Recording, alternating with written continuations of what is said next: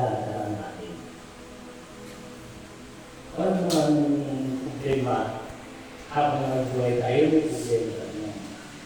Kung ano man ang bagay, kaya nyo at kaya nyo susiyan yan.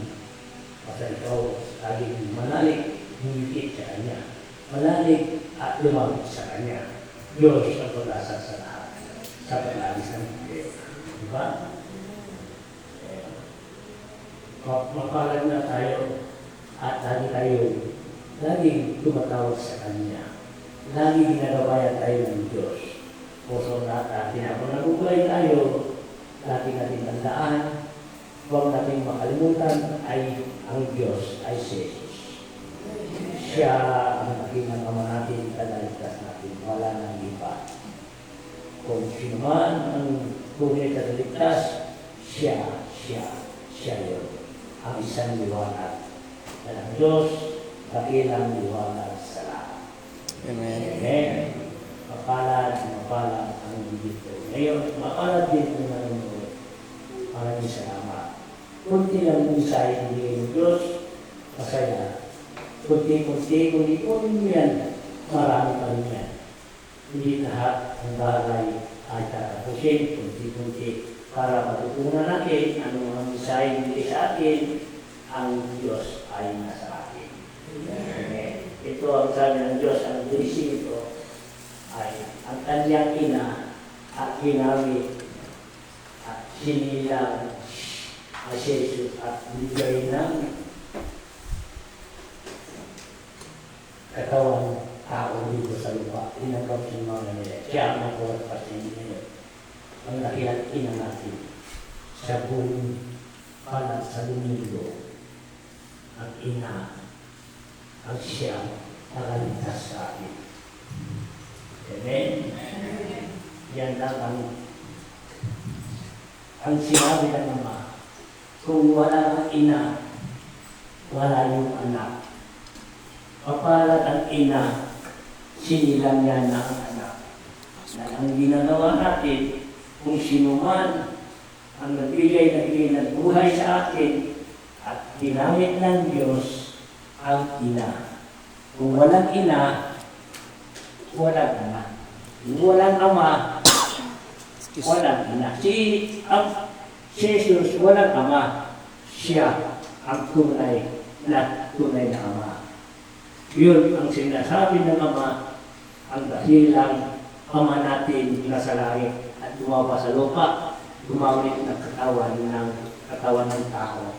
Tinanggap ni Mama Mary. O si Jesus, walang ina, tinanggap na lumaba.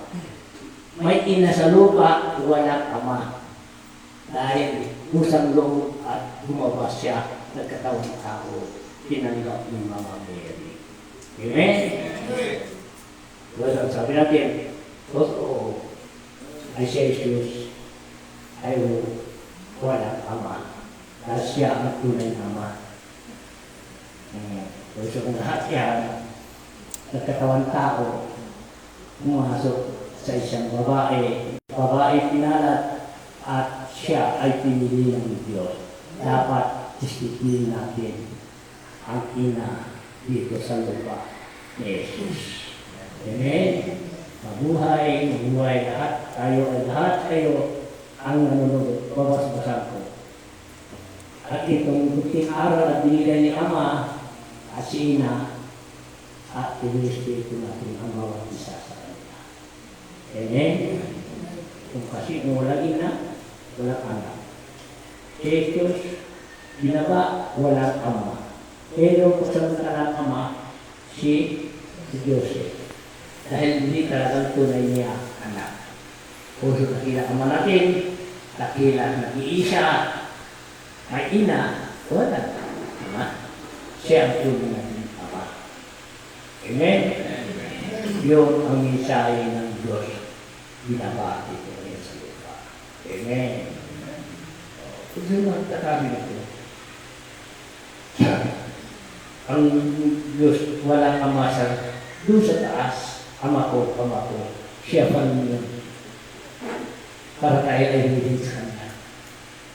O siya ang Diyos, o walang ama, ay siyang tunay ama, may ina, dito sa lupa at naging tumanggap sa kanya.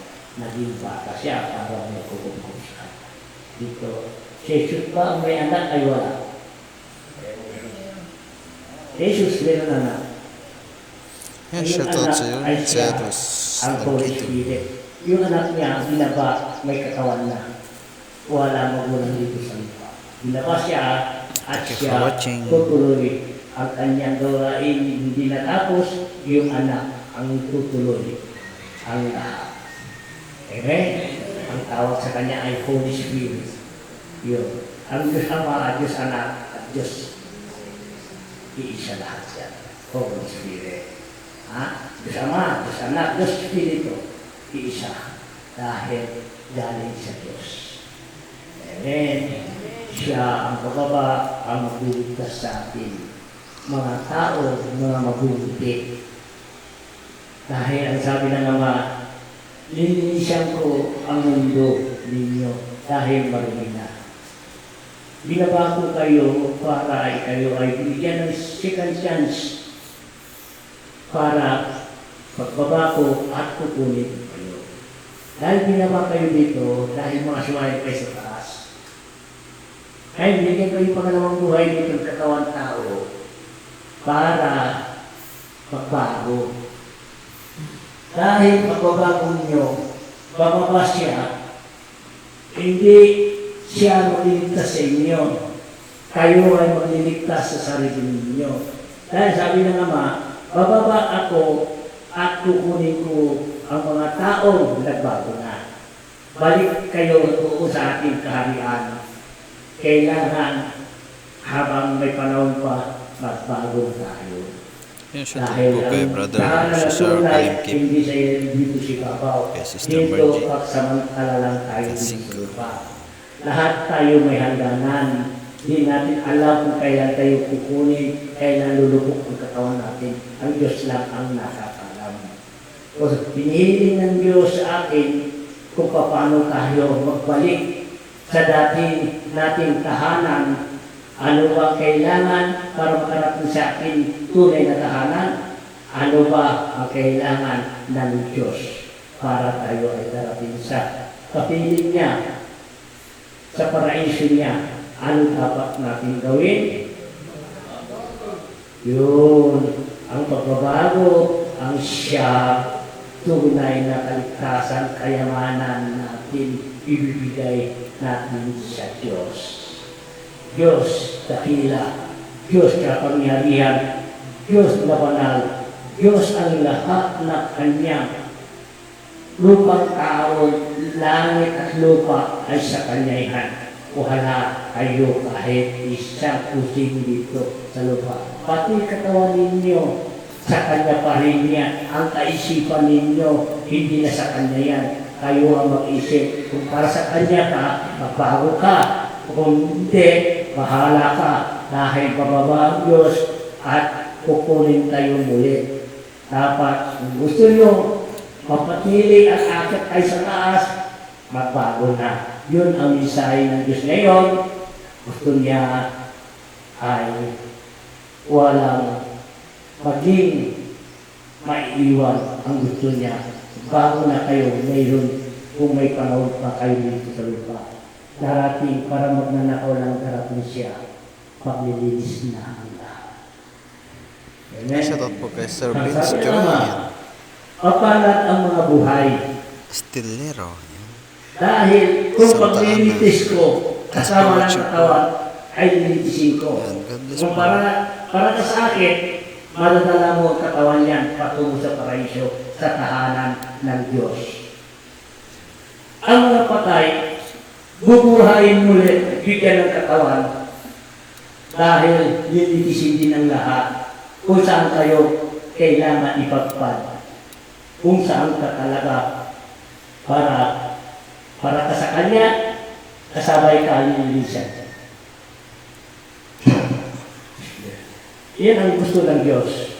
Ang sabi ng Ama, mga anak, ay panahon pa magbago kayo para madala ko kayo sa ating tahanan, sa ating paraiso, Hindi sinabi niya kanya sa atin dahil galing tayo sa kanya.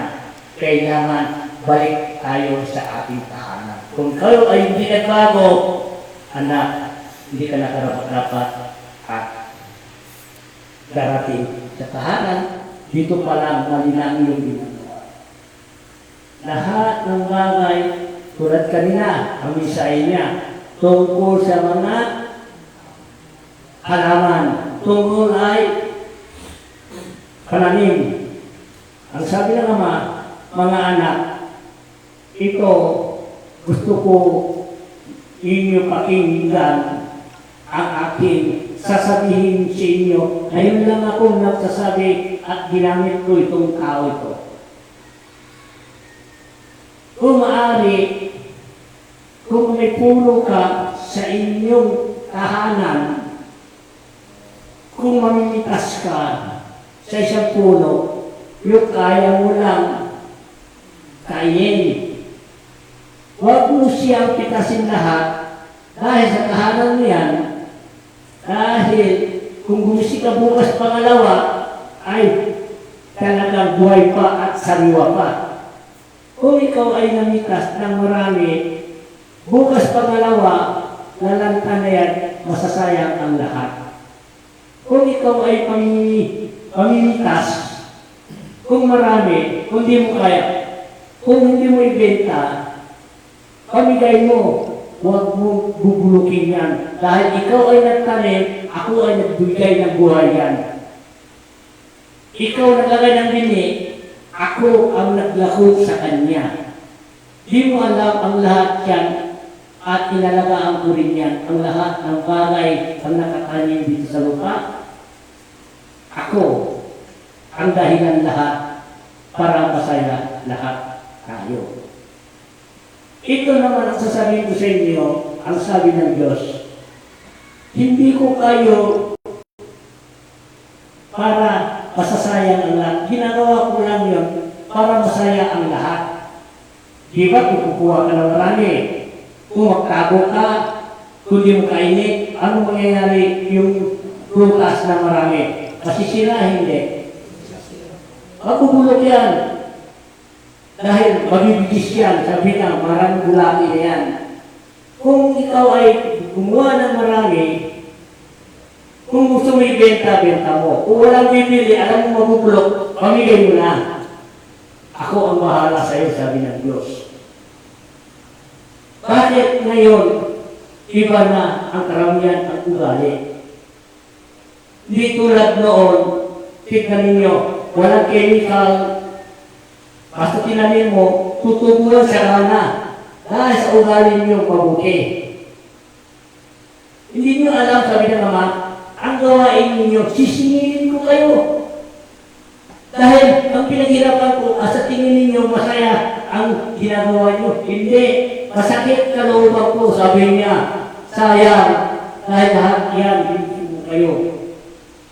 Binigay ko lahat, bagay, para kayo ay masaya. Ano nangyayari yung mga kaisipan? Minsan masibot kayo.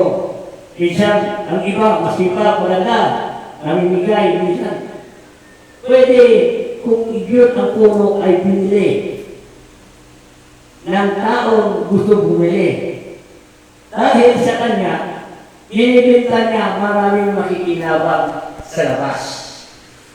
Kung ikaw ay kukuha, tulad isa, sabi ng Ama, humihingi ka sa isang puno, huwag lang pitas ng pitas. Isipin mo, ang pinitas-pitas mo at itatago mo, masisirain yan. Kung gusto mo kumingi, yung kunin mo lang, yung kasya sa iyo. Huwag kang magkukuha ng sobra kung bubulukin mo lang. Bulok ang inyong pagmamahal.